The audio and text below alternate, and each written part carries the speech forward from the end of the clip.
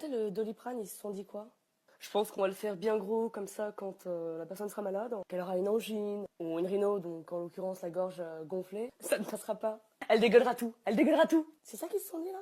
Regarde-moi le truc, c'est une croquette pour hippopotame. À chaque fois que je le prends, je fais une prière. Faites en sorte qu'il passe du premier coup dans ma gorge, faites en sorte qu'il passe du premier coup dans ma gorge. Toujours une petite vibe derrière. Alors vous allez me dire, oui, mais tu peux le couper en deux. Mais en deux, ça crée des petits pics au bout des coins. Et tac, ça te reste là comme ça. Et même, faut y arriver, ou tu prends un couteau, tu te pètes le doigt, enfin c'est compliqué. Doliprane. Conarprane, ouais. T'es mal, le truc il fait la taille de mon œil, quoi. La ministre de l'Éducation nationale, elle a tenu 28 jours et elle s'est faite virer. Parce qu'elle a dit, moi je mets pas mes gosses dans le public, c'est trop la merde, je les mets dans le privé. C'est vraiment l'équivalent d'arriver dans un resto et de voir le chef cuistot qui te fait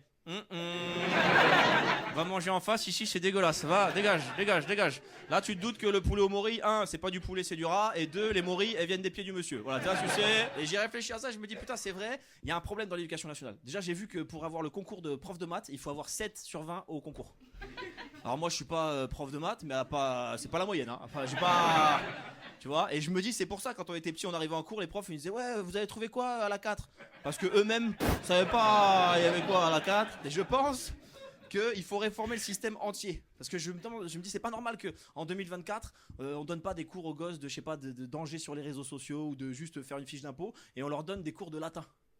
Tu vois ce que je veux dire, le latin c'est une langue, elle est morte il y a 3000 ans frérot, tout est dans le titre, tu vois.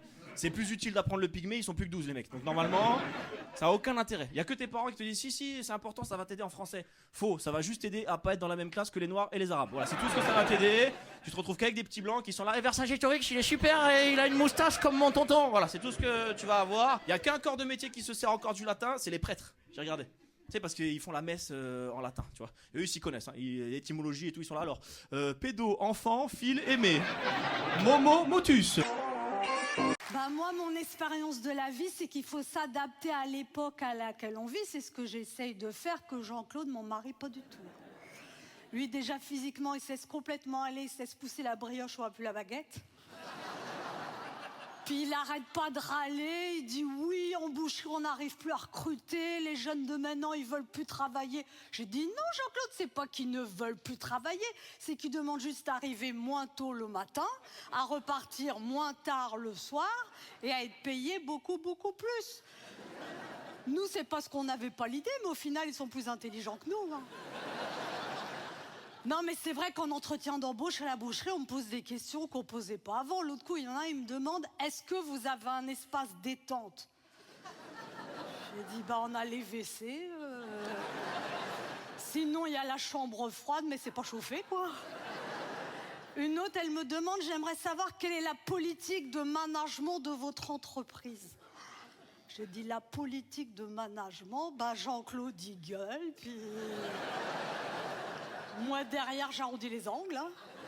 Et il y en a un, j'étais au bord de l'embaucher, il me dit « Madame, j'ai une dernière question. Est-ce que ça vous pose un problème si les lundis et les vendredis, je prends 2 jours en télétravail ?» J'ai dit « Découper une côte de bœuf en Zoom, ça va pas être évident. Hein. »